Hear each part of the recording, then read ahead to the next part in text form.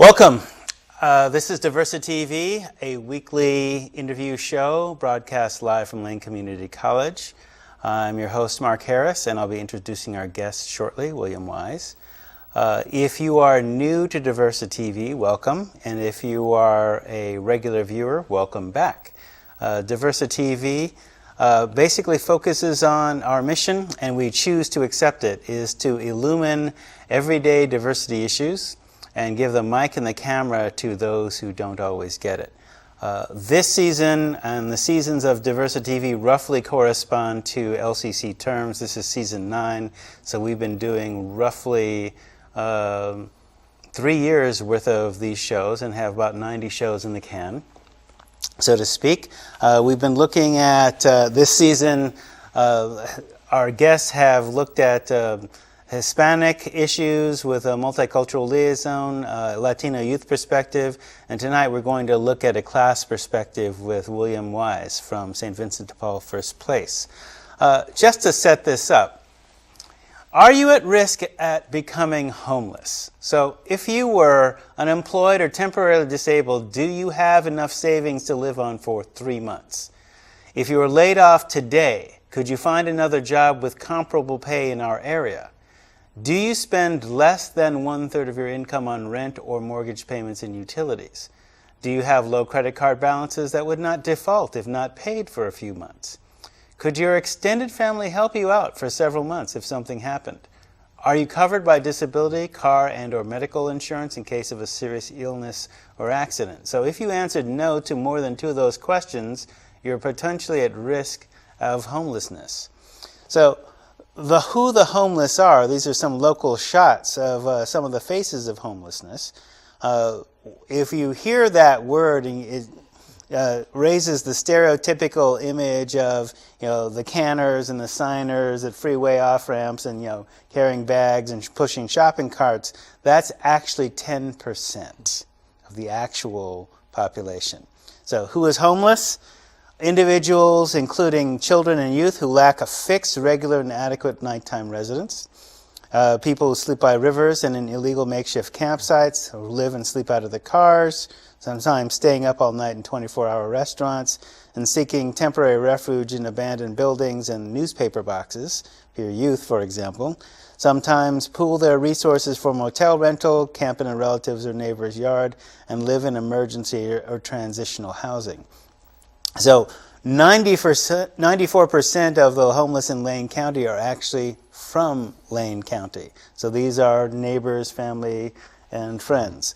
And when we look at situational homelessness, the most common, which is 90% of the population, the phrase comes to mind, the invisible community.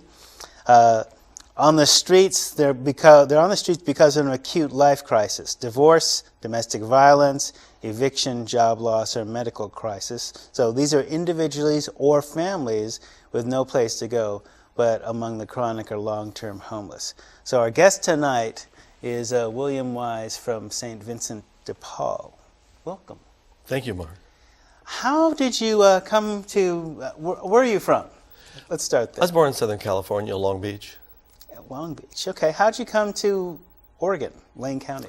Oh, that's an odd story in that I first moved to Washington State and worked there for some years, and then moved back to California. And finally, I just had enough, and I wanted to move back to the Northwest. I got a job long distance in northern Washington State. Driving up, stopped and visited a friend in Eugene, and I'm still here. Called, canceled the job, lived in their driveway in a camper until I could get a job and a place to live, and I'm still here. And that was in early 80s. Early 80s? Yeah. So how long did it take you to get a job? Maybe a week. I found that Eugene is a strange attractor that way. So I came here myself in the early 80s and had a job in a week, which was interesting because it was supposedly a downtime in the economy with, I guess, for the timber industry, not for drug counseling. Yeah. Well, typically, something like 1/3 of the homes in Lane County were for sale at that time. Yeah. And my background was social services, human services, and I got a job in a computer store. Okay. because The Mac store or the other one? Oh, before there was a Mac store. Okay. It was called Computer Solutions. Ah, yes. The old one. Yeah. And I basically learned to program the social service agency I was directing down in California. And so I knew a lot, and it was early days of microcomputers, early Apples. And so I knew enough to get a job there. It wasn't my normal field, but it's something I'm interested in, and it took care of me. How did you get into serving the homeless? Specifically, going to work for St. Vincent de Paul 8 years ago. Okay.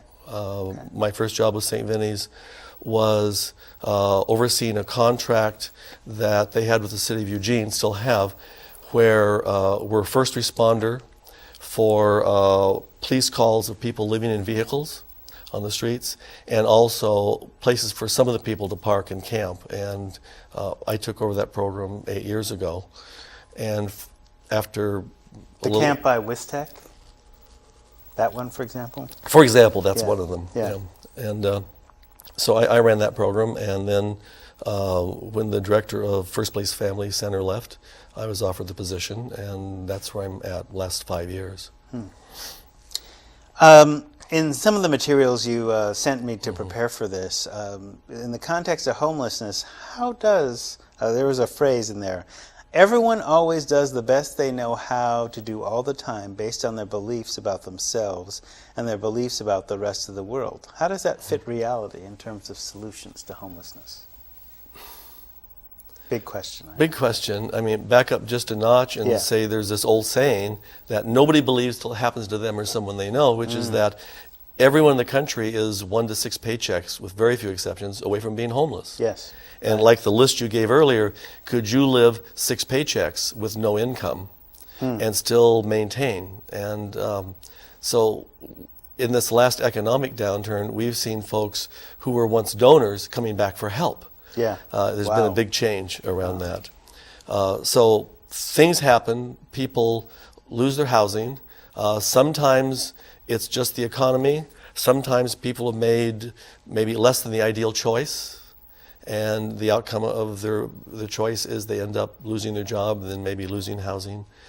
And what you said about everyone doing their best, how do we approach people that are having problems or whose maybe even behaviors aren't ideal? Where do you start? And where we start at first place is a recognition that people aren't messing up on purpose. Right. That people's behavior is purposeful within their own belief and experience of reality. So even if you have someone who's really difficult, you really don't have a difficult person, you have a person with difficult belief structure. Okay. And so that sets us up to act with respect and warmth and appreciation, rather than to say, "Oh, these people, what a stupid thing they did." Or if you come at it from that, if you're judging people, you can't be effective in helping them. No.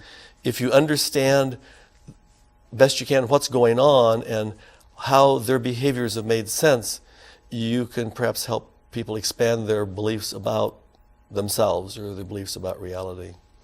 That kind of goes along with what you were talking about in terms of virtual reality emulation, the brain being that, because it could be a matter of, a certain difficult belief structure or a limited belief structure.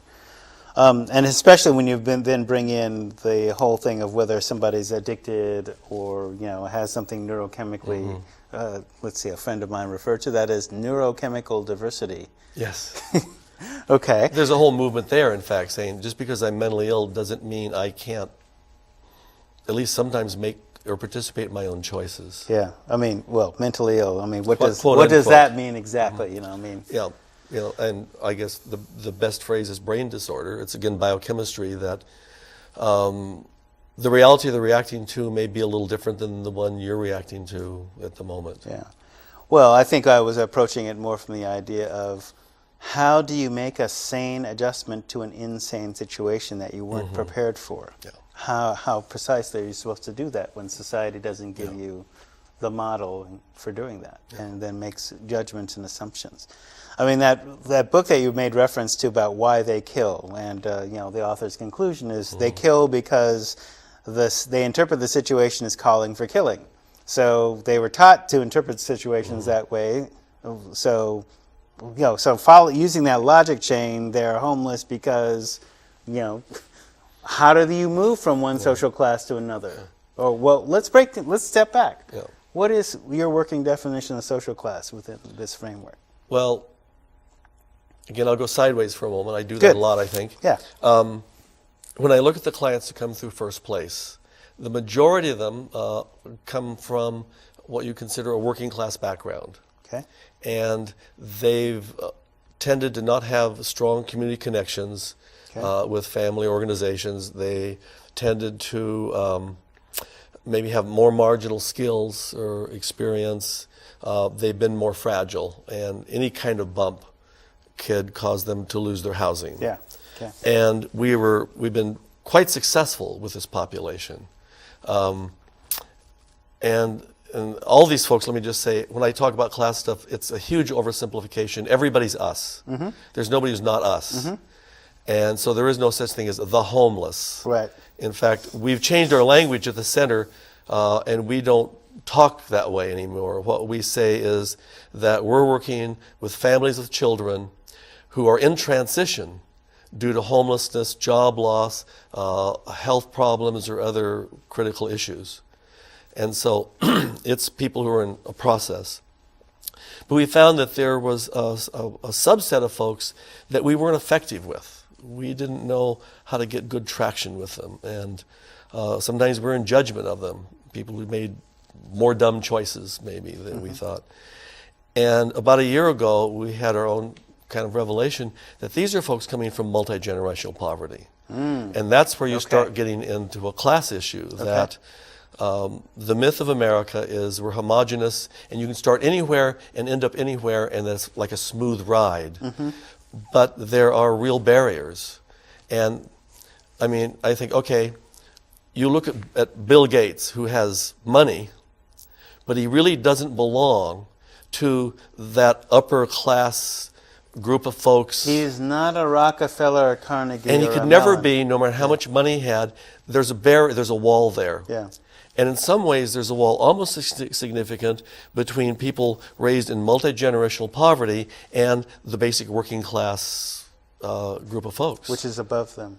Which is above them. In above, terms of if the you want to stratified. talk about that. Yeah. Right. If we want to use the trope of, the spatial trope of above, below, et cetera, or different.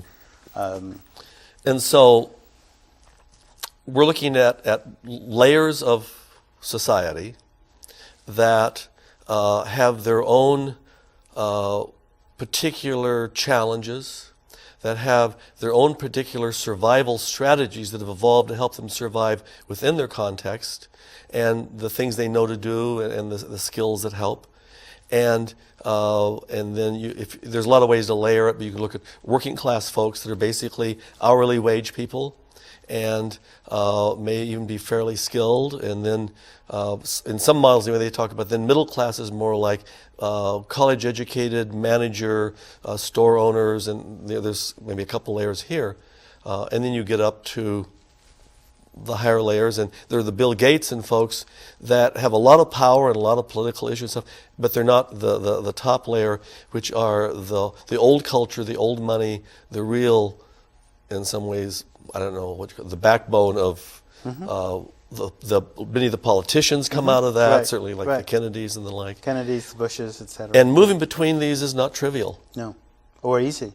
Or easy. And they're not visible. I was wondering if, in addiction, basically, one of the things that we help clients with in terms of, okay, we talk about the science, okay? Drugs are feelings. So, you take meth, it's like, being fearful or angry, panic mode. You smoke pot, it's like, okay, it has its own effect. You drink alcohol, it has its own effect. And then, we can talk about this is what happens when you stop using, and there are stages, et cetera, et cetera. What is some of the structures? Because when we talk about class, for example, things like the glass ceiling for women and or minorities, and also the other structure, the sticky floor, right? So if people are in multi-generational poverty, and that's, say, below, to use that, working class, so what is it that they need to move up? So we maybe look at some of the barriers. Yes, yeah, the structure of the barriers. Right. First of all, because it is a class, it has certain consistency, and again, anything I can say about humans is wrong in some ways and oversimplified. Right, but right. There's a language usage. There is understandings of what you do and don't do, how you eat, talk, how loud you talk, a whole list of things. Sounds like you're talking about culture. Yeah. I mean, because that was one of the things you were talking about. The culture, cultural competence. Yes. You know, what does that mean? So. And so, if I'm there and I'm looking for a better job, even if I maybe have some pretty good skills, the people who do the hiring typically are upper working class or middle class people. Mm-hmm. And the question, the unconscious question, when you interview somebody for a job is this person like me? Yes.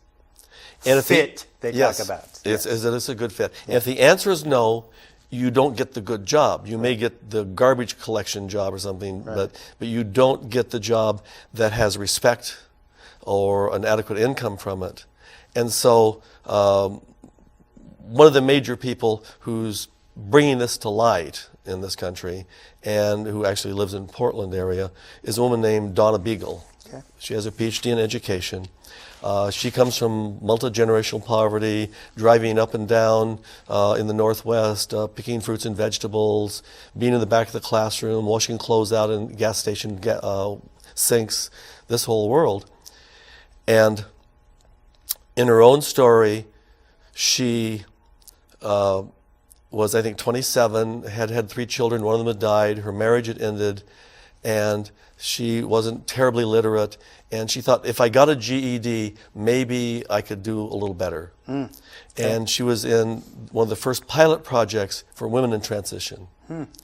And she made connections, she met people who believed in her and encouraged her, helped her learn her second language, as she calls it, how to speak middle-class English. And what some of the hidden rules of the middle class, so she could pass. You're right. And now she has her PhD in education, and in fact, she's going to be in Eugene May 8th, running a poverty conference. Basically, it's an incredible seminar and party for people who are struggling with poverty. Where's this going to be? It's going to be held at one of the rooms at Eugene Faith Center. Okay. It's all being put together by our local United Way of Lane County and a team of us that are there. And she's going to basically recognize with folks that you have skills and abilities, that you've survived where you are is an amazing thing. You have great sensitive awareness of how to be in the world and survive in your own situation. And she'll talk about education and ways to make that move. And she's inspirational, and she's also very strongly focused on education.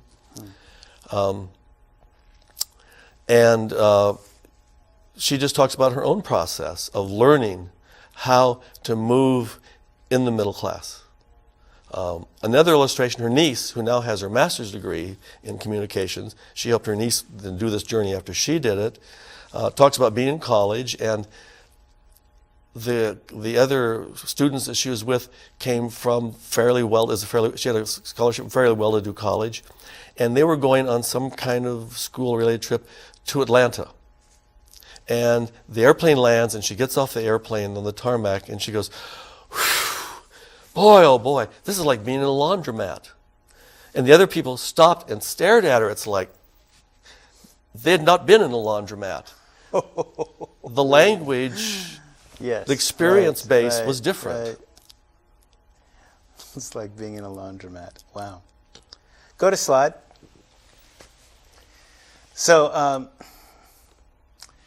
St. Vincent de Paul's First Place Family Center, the true face of homelessness in Lane County. So if you notice, these are children and families, the face of children and families.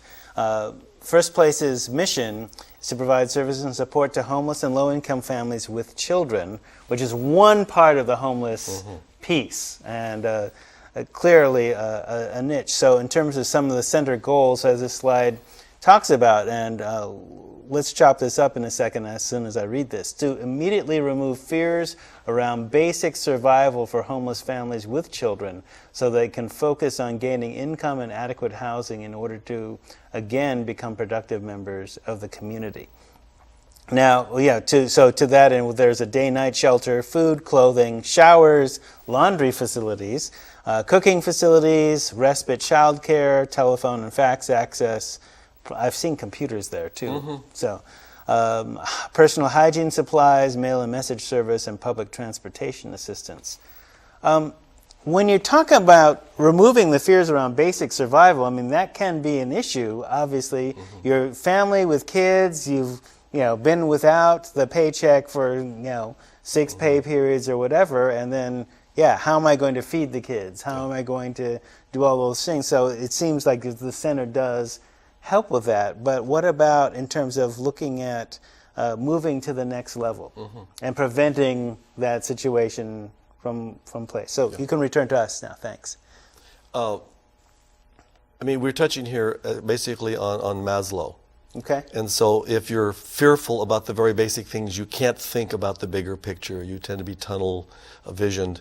And so to make a rational plan for how to get back on your feet and get functional, you need to have this very low level stuff taken care of. Right. And so that's our first step. Hierarchy of needs. Hierarchy of needs. Yeah. What we really, though, we want to move from crisis work to preventing crises. And that's where I don't like the phrase, I've not found anything better, they call it case management. Yes, well, that's what it is. But we're not managing cases, we're creating relationships with human beings and people. Even better. And within those relationships, hopefully helping people to access what they already know how to do and the resources and resources in the community to reorganize to a higher level of functioning. And our goal is that as much as possible, when people leave the center, they're not back where they started, but they have more tools and more abilities and a better vision for themselves, and therefore creating more stability. One of the criticisms of the social services organizations, until more recently at least, has been that an awful lot of our social services is designed to help people survive while in poverty. Right. You're in poverty, but we'll help you get a food box, and you get clothing here, and you can do this, and we'll give you utility help, versus really focus on helping people get out of poverty. It's a much bigger and more complex task. But that's what's really meaningful, is that at least for folks who are ready, and we can help mobilize around this, is to move from this layer where everything is a struggle, where you work really, really hard. There's this myth that people in poverty are lazy. People in poverty work really, really hard just to survive. And they have enormous skills and knowledge of how to work in this realm. What they don't have is the bridge out of it. So if we were to describe that bridge, so for example, here at Lane, what we're seeing, of course, in these economic times is people using education as part of a bridge, and certainly education is part of the bridge. But what we're finding is, okay, you get financial aid, and financial aid isn't unemployment. It is not. You have to get a D, and you have to complete 2/3 of what and that also, even to get in the door, you've also had to file taxes, jump through the hoops with FAFSA, right? And a lot of our students, of course, haven't been to school in 20 years and are now coming back to, it's intense, and computer what? And whether it's even people, coming out of prison, coming from domestically violent situations, where they've never worked outside of the home, and now having to, now be in this environment. So the bridge, I think you're right. A lot of social service is, food boxes and keeping people in poverty. Yeah. And that's important because you need to eat and you need to have clothes. So I'm not denigrating that at all. Right. But it shouldn't be. It should be the floor, not the ceiling. Yes. And part of what poverty is also, that whole piece that the literature talks about learned helplessness. I think one of the damaging things about welfare is that, as an example, it doesn't teach you skills with money. Jumping class here, I was watching CNN this morning about one of the traps that people get in. They don't pay their mortgage first if they're mortgage holders. They will pay the little bills because, look, the kids need food, they need shoes, the car needs repair. I need to be able to get around to my job in order to have the job. And if that means that you're not paying the mortgage for 30 days, then your credit score goes down drastically, right? And so, they're finding, you should put the mortgage, from the bank's point of view, you need to put the mortgage first and skip the little stuff, but they're doing the reverse, right? So that's a financial literacy skill that is not happening, but where do you learn financial literacy? Yes. Well, let me just go sideways again first and say having a mortgage puts you in a different class all by itself. Indeed, right. So, that's a big notch up from trying to find a rental in this community or most places.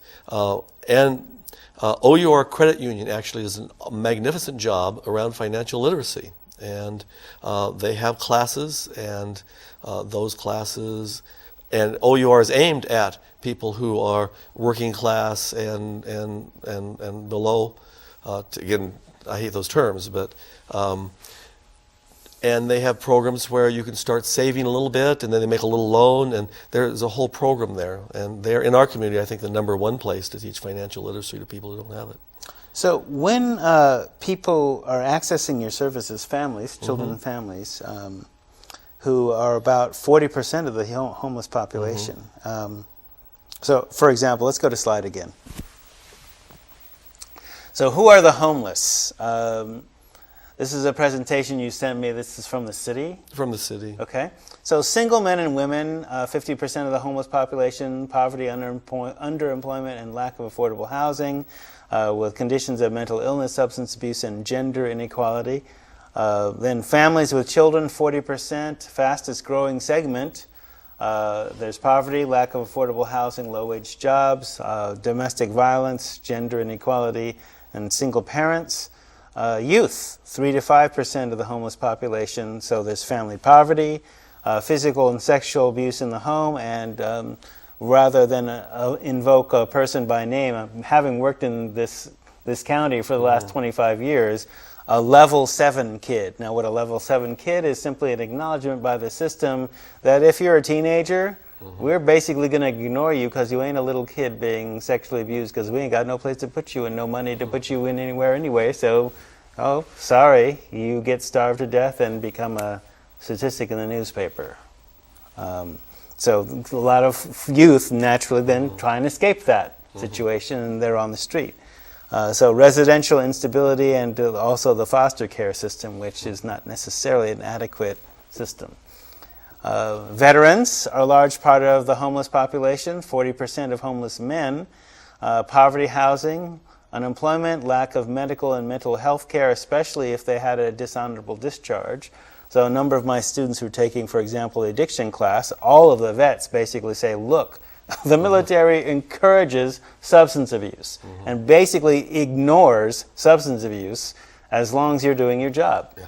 And then if you're insubordinate, then they can discharge you without treating your substance abuse, especially if your insubordination was due to your substance abuse, right? People with disabilities. So chronic homeless is 10% of the homeless population. 46 have chronic physical conditions and, of course, no medical care.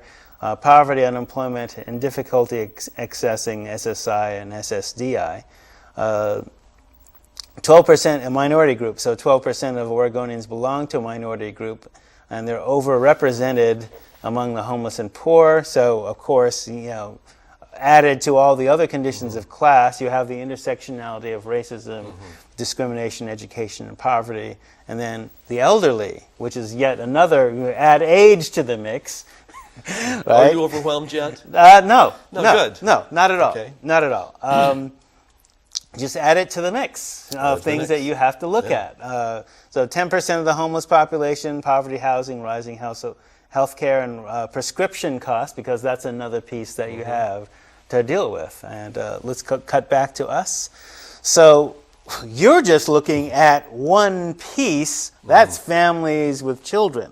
What about the rest of the structure? Who deals with the populations that we just talked about? Not enough.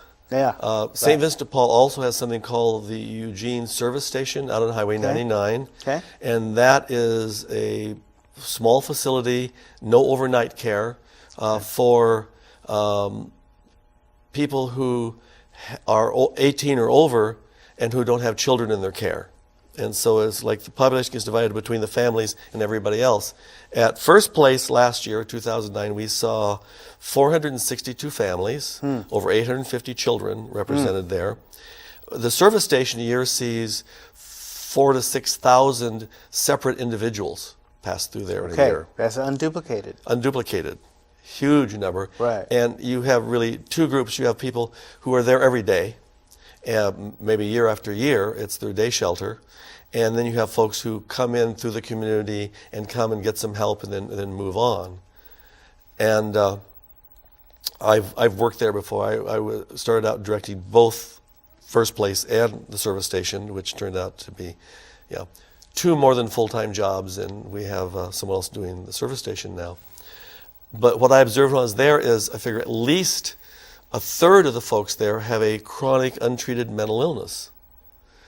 And that certainly gets in the way of getting a job. Right. And we don't have treatment available for most of those folks because you're going to be turned down for Social Security disability 2 or 3 times before you get it. It takes a lot of stick-to-itiveness. Unless you have someone in your family or the community who will stick with you for 2 or 3 years while you fight the battle and never miss a deadline, you're not going to get that.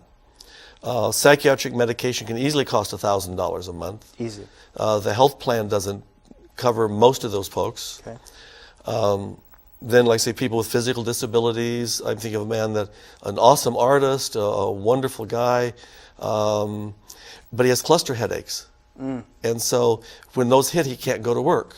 And so he can't hold a steady job. There's no real doorway out for him. He's not old enough to get Social Security for being elderly. And he's living in a vehicle in part of the St. Vincent's parking program, parked on a lot somewhere, where at least he's safe and the police aren't going to bother him.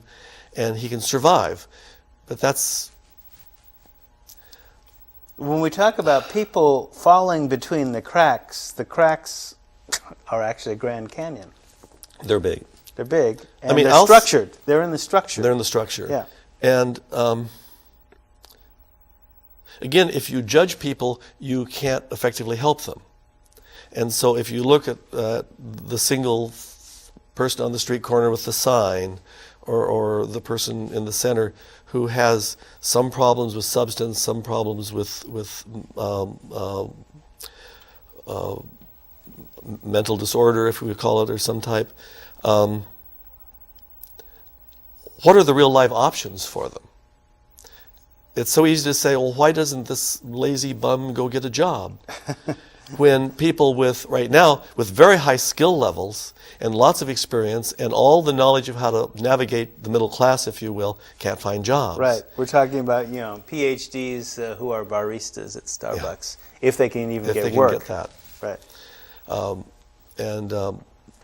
May I go sideways on drugs a moment, too? Please. Because I have my own little soapbox on that. Hey. And that is a fair amount of the drug problems you see in the community, especially among the homeless and things, are people, again, with a chronic mental illness, and they're self-medicating. Right. And so they're using street drugs to help manage their own disability. And then, of course, that causes its own set of problems. Right. But until you can deal with the whole issue of appropriate treatment and housing for people with mental illness, you're not going to deal with the drug issue there.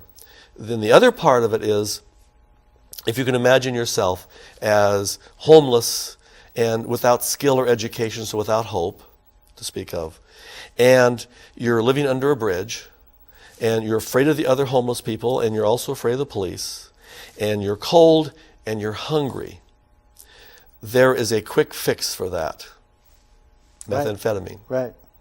And so until people have real hope and a real way to move. Well, that takes money, and how do you get But if you have a little bit of money, right. it's not enough for a motel, no. but it's enough to get you high for one evening because you right. picked up cans or you stood right. in the street corner or whatever. Right. It gets you through a night. Yes. And the other part of that I've learned from some of the young people is that if you're a female on the streets at night, it's absolutely critical that you stay awake. Mm-hmm. And so if you can find a chemical way to help yourself stay awake, that means you're less likely to be raped or worse. Yes. So we like to look and say, oh, they're drug addicts, these people, the drugs are causing all the problems. Yes, they cause problems, but primarily they're symptoms of much more complex systems. And rather than try to figure them out, it's really easy to judge the person on the street corner, judge the person walking down the street talking to themselves, judge the teen that's run away. And that way we don't have to grapple with our own, one thing, we don't have to be compassionate. We don't have to feel like, we can look at the people in Haiti and say, that's not their fault. But it's hard to look at. Well, not if you're Pat Robertson. Right? Well, we don't yeah. talk about yeah. that, you know. Right. According to Pat and his crew, God doesn't like the poor. Yes, or lots of people, but okay. Yeah. But you can say, well, something happened to them. Yeah. But if you have real understanding, you look at the people on the street corner with the signs, the people in the homeless shelters, the people at the Eugene Mission or at First Place, and something happened to them, much more complex than an earthquake. And yet they're struggling every bit as much, trying to make sense, trying to survive, wanting the same things everyone wants, which is some safety and some basic human needs, warmth, food and things, as much as the people in Haiti. But if we don't discount them, then what do we do? Then do we take action? What's that going to cost? I have to ask you this. Yeah. You're in the trade Mm-hmm. of helping them. Mm-hmm. So in my field, we talk about compassion fatigue. Yeah. How do you deal with that? It's a good question. I have my staff asking me about how do I decompress when we've had something really traumatic happen with someone we've seen. Because there's lots. Yeah, I mean, Yeah. today, because we're mandatory reporters, sequence events happened, and so DHS came and took a child away from somebody in the center today for the sake of protecting the child. And as much as we realize children first, that's what we've got to start with that. Right. It's still really traumatic for the Right. staff and the other clients, the folks that are there. And how do you deal with it? I mean, they know. Yeah. I'm a mandatory reporter. Yeah. They know you're mandatory reporters. They know. Like we don't have a choice about that. There is no choice. There's, a large fine and a big slap on the wrist if you don't, let alone the child could be seriously injured if you don't report in some situations. And I come back to my approach personally anyway is kind of a big picture approach. The process people are involved in is enormous.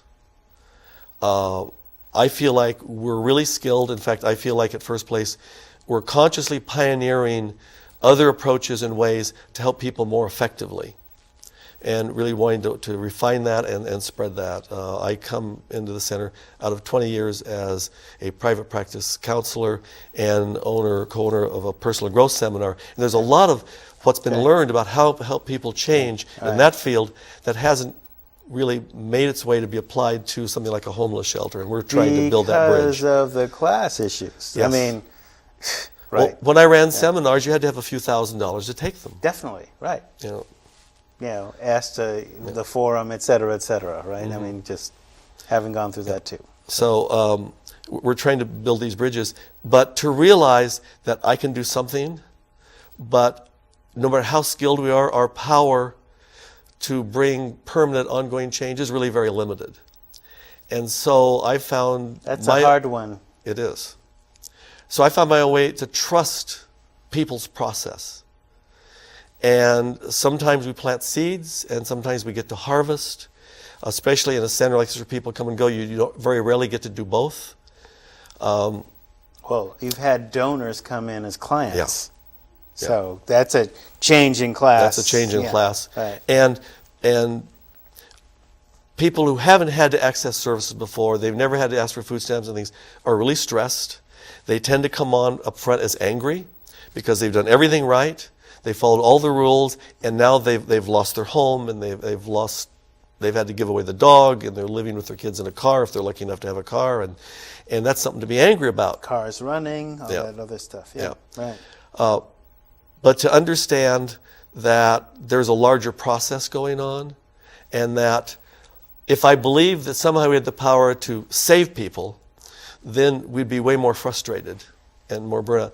But to feel like someone comes to us and we try to give them what they're ready for and to assist in whatever way we can, but knowing the power of change is in them, it's not in us, that we believe in people, I really believe that people have a healing system inside of them that deals with both their personal psychological issues and also with their larger social issues. And just like if I cut my finger, I can't heal it. I can clean it. I can put a bandage on it or maybe get a stitch in it. I can create an environment that encourages the healing, but the healing comes from somewhere else. Working as... Nice analogy. Yeah. Okay. So we're trying to create an environment that helps people access more of their skills and self and move forward. One of the things we're working with now is a scale, because people are tunnel vision. So we sit down with people and there's the pictures, and on a scale of 1 to 5, with 1 being I'm in crisis and 5 being I'm really thriving, how is it with income? How is it with housing? How is it with health? And we help people kind of pull back and get a picture. And so if somebody says, well, around health I'm a 2, and the question that we ask is, okay, you're a 2, how come it's not a 1? Well, it's not a 1 because I'm still careful about this and I do this and this. Great. Do you think you could do some more of that? Instead of saying, oh, it's horrible, you're a 2. Why aren't you a 3? We say, how aren't you a 1? And they start accessing and sharing the strengths they do have and become aware of what they've done. And we're really drawing on their own strength and experience. And they're moving forward. And to go back to Donna Beagle, when she comes, the people who come from poverty to take her seminar, basically, they call the captain. They're the captains of their own ship. And at the end of the conference, we bring in an equivalent number of people in the community, and there's a whole process to see if there's connection. I went to the one in Portland, participated in that, and we had a venture capitalist, and we had bankers, and we had attorneys, and we had social workers, and we had mail carriers, and a huge range of people. Those people are called navigators. They're not mentors. That's too hoity-toity. They're navigators. They're people who know the rules of the middle class. They know how to navigate in this area. They don't call the shots. The captain, the client, the consumer, whatever language you use, is calling the shots. They're deciding where they want to go, and the navigator is saying, okay, I know people, I have connections, let me see if I can help you move forward in the direction you want to go. And that's what, in some ways, we try to do in the center, is we help people access their past successes. We call these into consciousness by talking to folks. And we don't know where they're supposed to end up or how they're supposed to end up or what path they're supposed to take. But I trust that people, given an expanded sense of their own possibility and expanded sense of what's possible in the world, will move in an optimal way. If they're in an environment that's warm and welcoming and caring and supportive and non-judgmental. What do you think will happen when the rules of the game change, and to bring that down? So, cover of yesterday's New York Times. Mm-hmm. So, when Obama basically revealed the budget, he revealed basically what a number of people must have known for a while. That based on the policies of the last, everything that happened since Clinton, since we weren't in a deficit, we're going to be basically deficit spending and not out of it until 2020. And that's optimistic, probably. And that's optimistic. That's even assuming there might even be a boom somewhere, which means that, again, where we're overextended on the credit card and it's China, et cetera, paying the bill. Okay, we're not going to afford to be a superpower, which means what happens down in trickle down here at this level, where the rules of those not the captains, but the navigators, where are they going to be, and will we have the same? So do you see where I'm getting at? The same social structure that I played by the rules, but now the rules are going to change dramatically, potentially. I mean, the rules are already changed. They're already changing. One of the old things that you could count on was if I get a good education, I get a good job, I work hard, I can work there till I retire. Yes. And now the new model is you're probably going to have several, no matter how prepared you are, several jobs. And the job that replaced the job you lost is almost guaranteed not to make as much money as the one you left. Right. And so there's a whole process of stepping down. Yes. And I don't know. We're going to have more and more angry people. Well, in terms of, the things that we talked about, here we are, right? Chopping that up. So the brain mind is a virtual reality emulator, right? So some of those things are going to have to be emergent. You already have the survival skills, but you don't necessarily access them until either A, needed, or you create the environment so that kind of stuff comes up where you're, possibly the solution is not what we've been doing. It might mean depending on each other. Yeah. Because a lot of folks, for example, that, take, for example, the elderly. Now, back in the day when we, had extended families on farms, you didn't think of putting grandma in a home. Of course you were going to take care of them. Yeah. But now we're not on farms. Yeah. Right? So the elderly homeless... grandma lives in a different state. And grandma lives in a different state, right. And now we're going to basically be looking at a situation where, a lot of folks that are elderly don't have any connection with the family, so who does the family become? The social service structure? I mean, first place is a lot of people, kind of like a lot of people's uncle. Yeah. Has some resources, not total, but enough, and some advice and some help. And I think there are new models that have to come out. And I mean, I'm getting older, and I've had conversations with friends about maybe, back to my hippie days, we need to think about communes. We need to think about trying to get them to build nursing homes that have hot tubs and massage therapists associated with it, and organic food. Right. How can we create new structures? I mean, for myself, my family, we had our grandchildren, going back, say, nearly 20 years, my wife's mother was living with us, and our daughter and her kids, and we were multi-generational housing for years till Grandma got so ill that we couldn't possibly take care of her any longer, and she was in the facility for a while. And only last October did our daughter and her two kids, who were teen and almost teen, moved into their own place, and we moved into our own house, and my son moved into his place. So I've lived this a lot, and it works. An awful lot of young people come out of college and they go back home because it's the only viable choice. Right. So we're seeing structural change around this, and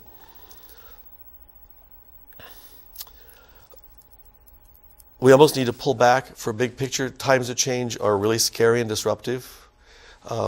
New paradigms need to be developed. I recently met a man named Sharif Abdullah. I don't know if you've met him or not, or read him. He's got a number of books out on his goal is to create a planet that works for everybody. Yeah. And he's got a law degree, and he's extremely brilliant. And it's interesting, I met him through Donna Beagle. He comes from, I believe, basically a black ghetto in New Jersey. She comes from picking vegetables down in the Northwest, their experience was radically different in growing up and where they lived and things, and yet their barriers and the things they've had to overcome are identical. Yes. It's interesting that Right. big cultural differences, and yet the whole thing coming out of poverty is The here. same system. And he has a visualization that he did with our group that, well, two things. He says, first of all, you have to realize that nothing worth doing can be done in 4 years or 8 years. And as long as we're oriented around political elections, and that's our goal, we're not going to get anywhere. So that we have to think in terms of create a world that works for everybody. It's like building a Gothic cathedral. And the people who built the floor, grandparents are working on the roof. They're long dead. I mean, not grandparents, but grandchildren, great-grandchildren. Right. That to have the change we want to see in the world, we're talking about 200, 300, 400 years, realistically. And that's if we change our values to start with. He said, so I want you to imagine what the world would be like if the primary value was beauty. And you can go right there. It's what the buildings are going to look like, what things, the ugliness starts to go away. Our main goal and value is beauty. Okay. What happens if our main value is children? Okay, the world shifts again. It's more colorful. There's more safe places for kids. It's a different world, you can imagine. So what happens then if we shift it to the elders? Learning from the elders and respecting the elders. And again, the world shifts in some way. Again, it's a different world if that's where our values are. And then he says, okay, one more time. What kind of world would be if our primary value was money? And he says, look around. That's the world we've got now. And if we want a world that's different, we've got to change our primary values. And that's a multi-generational project. Right, yes. Right. And how and where your show touches on this, there's many things that are touching on this, but it really comes down to a change in values. And one of the measures of, I think, of a country or of a people is what do you do with your most vulnerable people? The children, the elderly, people with disabilities, mental or physical.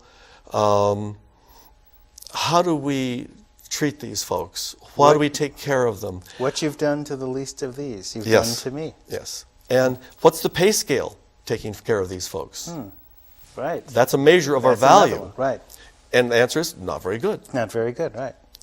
Compared to, say, a lawyer or a politician or president of the Yeah. United States or even CEO. Or a corporate CEO, especially Yeah. a corporate CEO. Yeah. Talk about $1 Million Murray. Okay. There was an article, Gladwell's article in the New Yorker. New Yorker, yeah. In was it 06. a year and a half ago? Yeah, something like Couple that. years ago, Yeah.